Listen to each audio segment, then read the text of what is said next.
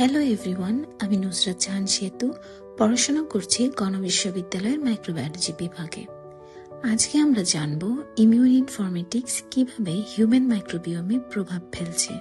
So let's get started and explore the world of human মাইক্রোবিওম।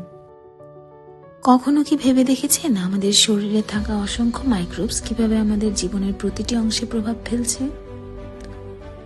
সেই কোয়েশ্চেনের answer খুঁজতে গেলে আমাদেরকে জানতে হবে হিউম্যান মাইক্রোবিওম ও ইমিউন ইনফরমেটিক্সের মধ্যেকার রিলেশনশিপটা কি। ধরা যাক আমাদের ইমিউন সিস্টেম একজন সিকিউরিটি গার্ড এবং মাইক্রোবস তার অ্যাসিস্ট্যান্ট। এই মাইক্রোবস ইমিউন সিস্টেমকে শেখায় কোন সিগন্যালে ফাইট করতে হবে এবং কখন স্টেবল থাকতে হবে। কিন্তু যখন এই ব্যালেন্স নষ্ট হয়ে ডিসবায়োসিস হয়, তখন দেখা যায় বিভিন্ন কমপ্লিকেশন, যেমন অ্যালার্জিস, ইনফ্ল্যামেশন, এমনকি অটোইমিউন ডিজিজ। হিউম্যান বডি শুধুমাত্র সেল দিয়ে গঠিত নয়, বরং এটি একটি বিশাল ইকোসিস্টেম যাকে হিউম্যান মাইক্রোবিওম বলে। আমাদের গাট, স্কিন, মাউথ, এমনকি লাঞ্চের সর্বত্রই ছড়িয়ে আছে billions of bacteria, viruses and fungi.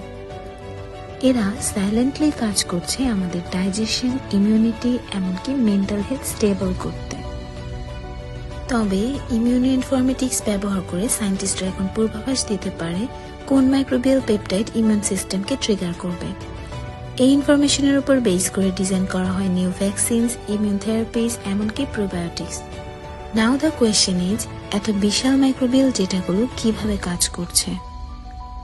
সায়েন্টিস্টরা ব্যবহার করছেন বিশেষ কম্পিউটেশনাল অ্যাপ্রোচ যা ইমিউন সিস্টেম ও মাইক্রোবিওমের মধ্যে সম্পর্ক বিশ্লেষণ করে, এবং এটি ইমিউন ইনফরমেটিক্স নামে পরিচিত।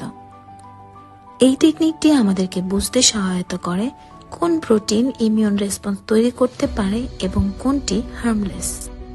কিন্তু বিশাল data management, experimental validation, personal microbiome data সংরক্ষণে রয়েছে কিছু চ্যালেঞ্জেস। তবুও রিসেন্টলি এআই এবং মেশিন লার্নিং এই সেক্টরটিকে নিয়ে যাচ্ছে নতুন যুগে, যেখানে প্রিসিশন মেডিসিন হবে ব্যক্তিগতভাবে উপযোগী।